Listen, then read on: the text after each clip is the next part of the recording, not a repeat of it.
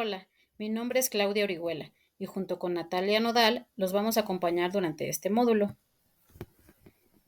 Bienvenidos al módulo 3, que tiene por nombre Evaluación, la base para la construcción del programa educativo Planificación. Muy a menudo las y los estudiantes con discapacidad no son evaluados apropiadamente, en gran medida porque hay pocas personas con el conocimiento y las habilidades necesarias para entender el impacto negativo que implica la falta de conocimiento y recursos ajustados a las características de los estudiantes para realizar una evaluación completa y efectiva. En el módulo 1 ya se habló acerca de la importancia de ver a la o el estudiante como una persona, sin definirla a partir de su discapacidad. Esto es sumamente importante en medida que realizamos una valoración significativa que nos va a ofrecer información relevante para guiar la enseñanza. Hay que recordar que lo importante es saber qué hace el estudiante, no lo que no hace. Los temas del módulo 3 son 5. Abordaremos algunas de las razones claves de la evaluación, el rol central que tienen las familias, así como estrategias para incluirlas de manera integral en el proceso de valoración. También aprenderemos algunas de las estrategias más efectivas para abordar la evaluación de forma individual y cómo utilizar la información obtenida para diseñar un programa educativo individualizado, o PEI, acorde a las características de cada estudiante. Durante esta primera semana vamos a revisar dos temas. El tema 1, reseña de la evaluación, y el tema 2, procesos, tipos y criterios de evaluación. Vamos a explorar las razones de la evaluación, los desafíos que pueden presentarse al evaluar a un o una estudiante con discapacidad. Veremos esto como un proceso para revisar y ajustar en caso necesario la enseñanza y las estrategias utilizadas. Existen 5 razones para evaluar estudiantes con discapacidad y estas pueden ser: 1. Screening. Es el proceso de evaluar a una amplia cantidad de estudiantes para determinar quiénes necesitan una evaluación más completa. Normalmente estas pruebas son breves y relativamente económicas. Número 2. Diagnóstico. Para determinar la condición de la o el estudiante. Número 3. Necesidad de servicios. Sirve para decidir si él o la estudiante necesita los servicios especializados, qué tipo y en qué medida, de tal manera que se evalúan los servicios educativos que responden a las necesidades de cada estudiante. Número 4. Monitoreo del progreso. Tiende a suministrar información relevante para las y los maestros y para tomar las decisiones diarias. Y número 5. Evaluación del programa. La información de las evaluaciones se utiliza para determinar el índice de progreso de la o el estudiante, lo que nos permite saber la efectividad del diseño del programa y de la intervención específica. Además, los datos se pueden cruzar para determinar el impacto global del programa. Existen desafíos para evaluar estudiantes con discapacidad. Por ejemplo, para crear un test estandarizado necesitamos un grupo de estudiantes con ciertas características específicas o bien un grupo de estudiantes con un desarrollo típico e igualdad en edad, determinado a través de un test de inteligencia, o bien un grupo de estudiantes con una o varias discapacidades específicas, por ejemplo, estudiantes con discapacidad intelectual, visual, auditiva, discapacidad múltiple, sordoceguera, entre otras. Cada condición es única, por lo que contar con grupos amplios de control para realizar pruebas estandarizadas es una tarea muy difícil. También existen desafíos con relación a que las y los estudiantes se pueden encontrar con profesionales que cuenten con el conocimiento y las habilidades para conocer las características de la discapacidad de cada uno de ellos y el impacto negativo que tiene la falta de apoyos para el desarrollo del aprendizaje, tomando en cuenta sus características únicas de comunicación y sus necesidades de aprendizaje. En muchos países se exige que los y las estudiantes participen de evaluaciones alineadas con el currículo educativo nacional.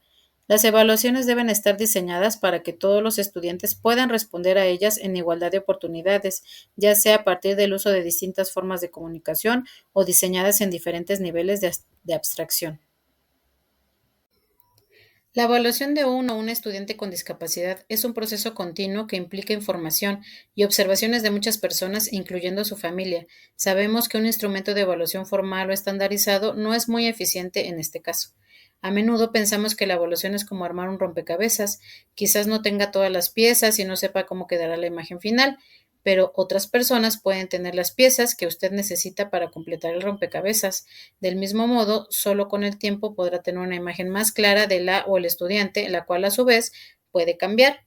Las personas pueden ver diferentes cosas en el rompecabezas cuando observen a la o al estudiante, y nadie está acertado o equivocado, pero desde diferentes perspectivas y combinando nuestro conocimiento profesional y las observaciones, podemos llegar a tener una imagen completa.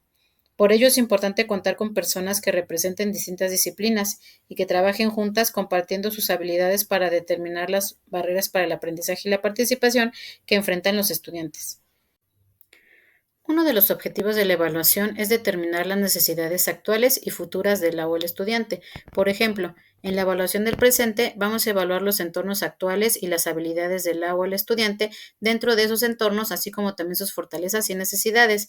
Y en la evaluación del futuro vamos a evaluar los potenciales lugares de ubicación de las y los estudiantes en el futuro y las habilidades que van a favorecer su éxito y su autonomía.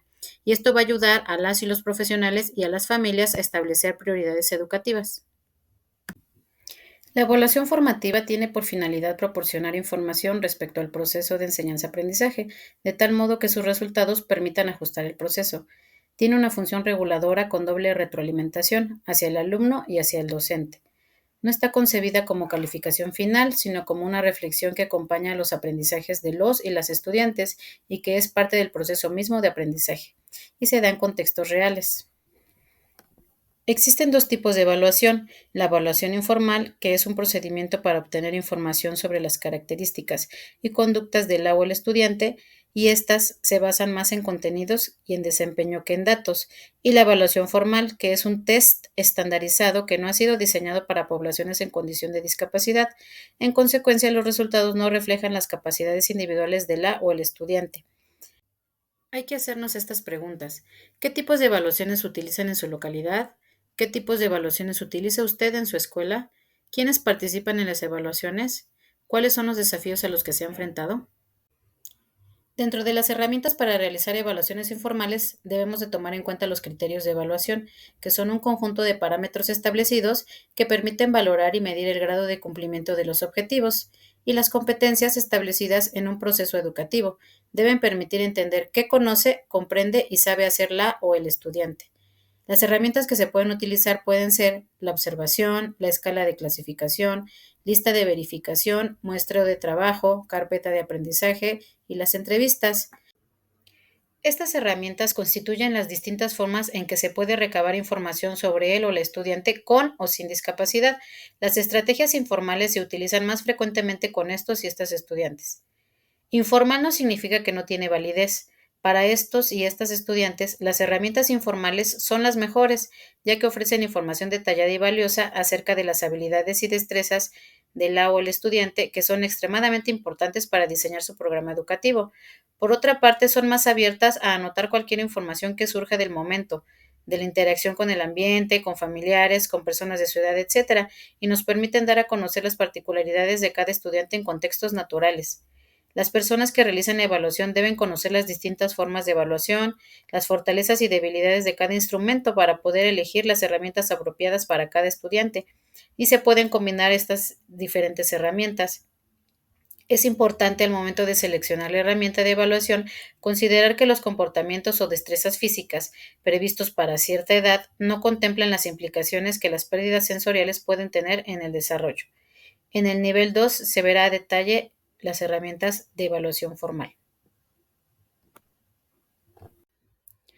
Hay una lista de creencias sobre la evaluación basadas en las propias creencias de Perkins Internacional, como por ejemplo, contar con una evaluación inicial permite identificar las fortalezas de cada estudiante en un momento determinado, así como identificar sus estilos de aprendizaje y estructurar un plan de trabajo personalizado.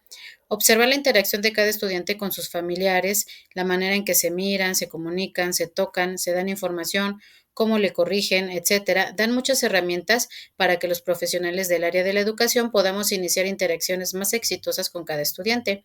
Las evaluaciones informales implican el diseño de actividades bien planificadas que valoren varias áreas a la vez. A esto se refiere con el abordaje holístico. Por ejemplo, mediante la preparación de un sándwich se puede determinar el reconocimiento de los ingredientes, si lo ve o no, a qué distancia, con cuál contraste, si conoce la secuencia para prepararlo, si pide ayuda, cómo utiliza los implementos, etcétera.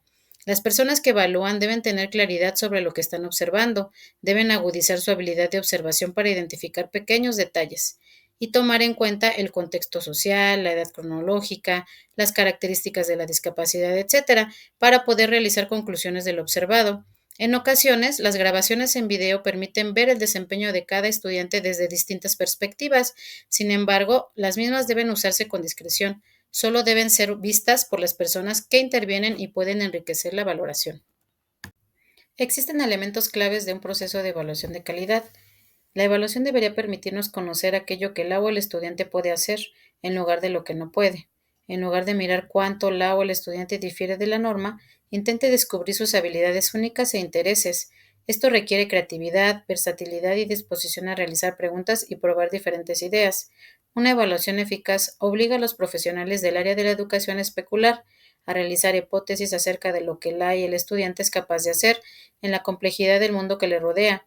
Determina las VAP que enfrenta y los ajustes necesarios para mejorar la calidad de vida de él o la estudiante. Una evaluación nunca es perfecta.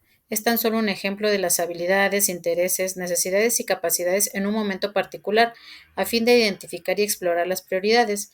Focaliza en los grandes tópicos como la comunicación, tan importante para los y las estudiantes con sordoceguera y en general para cualquier estudiante. Existe un ciclo de evaluación.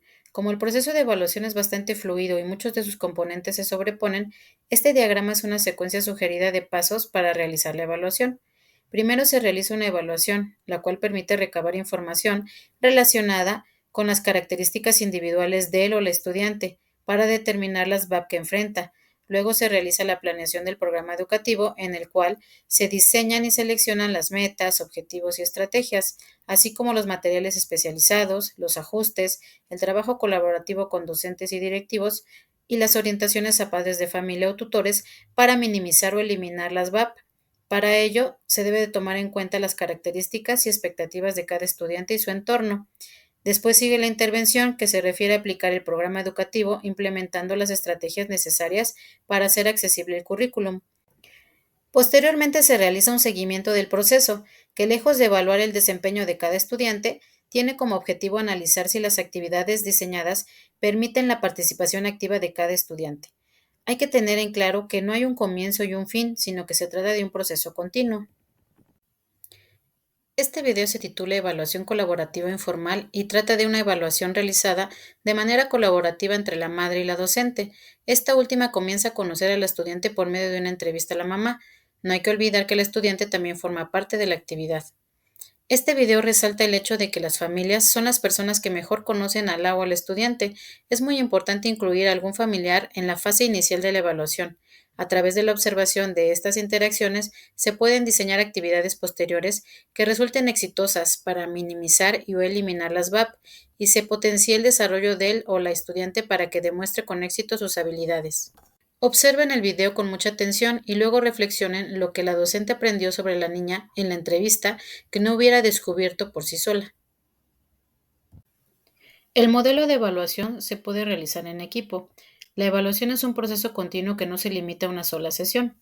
Recordemos que es un ciclo que se utiliza para establecer las prioridades y estrategias para el diseño e implementación del programa educativo. Las y los estudiantes son reevaluados todos los días por aquellas personas que les conocen y trabajan estrechamente con ellos o ellas.